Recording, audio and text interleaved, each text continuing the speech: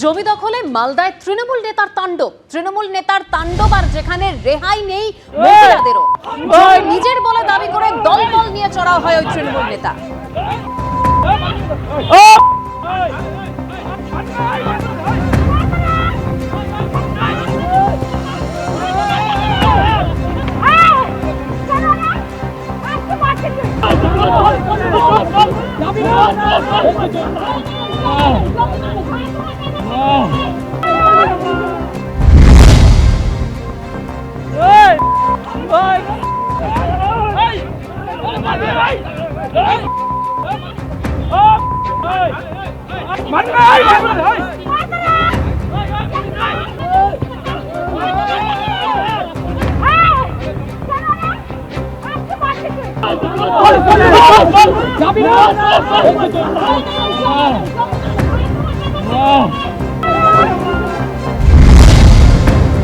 আমাদের জমি আমার বাবারা 45 থেকে 50 বছরের জমি লাগিয়ে খাচ্ছে।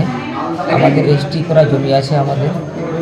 ওই জমিতে কিছু দুষ্কৃতী সাহেব দাস, দুর্জয় দাস, পূজন দাস গুপ্তা নামের আছে একজন, সে আর ওদের কিছু সাঙ্গপাঙ্গগুলি এসে আমাদের জমিতে দখল করতে চড়া হয়।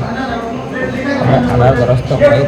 আজকে আবার চলে এসে আমার জমি দখল করতে যায়, আমি বাধা দিই, ওরা চড়া হয়, আমাকে প্রচুর মারধর করে।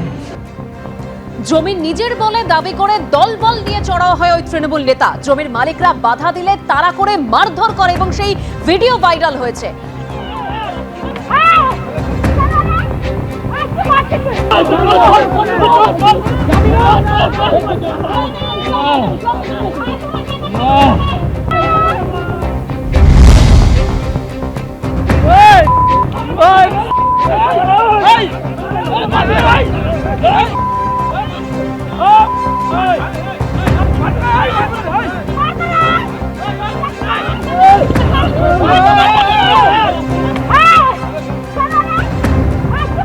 হরিশ্চন্দ্রপুরের তৃণমূলের শ্রমিক সংগঠনের সভাপতি নিজে উপস্থিত থেকে জমি দখল করা হচ্ছে।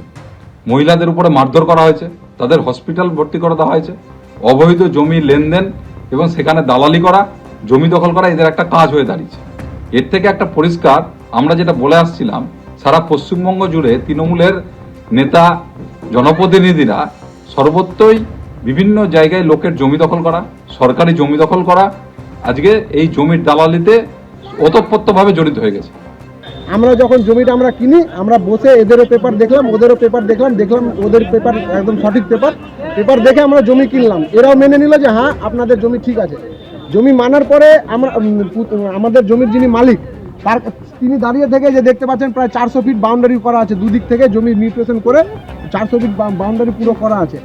এই কিছুদিন কদিন থেকে এরা ততদিন থেকে সবকিছু ঠিক ছিল, প্রায় 4 মাস আগে বাউন্ডারি করা ছিল। কদিন থেকে এদের লোক বেড়েছে, আবার যে সামনে রোডের জমি এদের লোক বেড়েছে, আবার ইন্টেনশনালি একটা ঝামেলা ক্রিয়েট করতে চাইছে।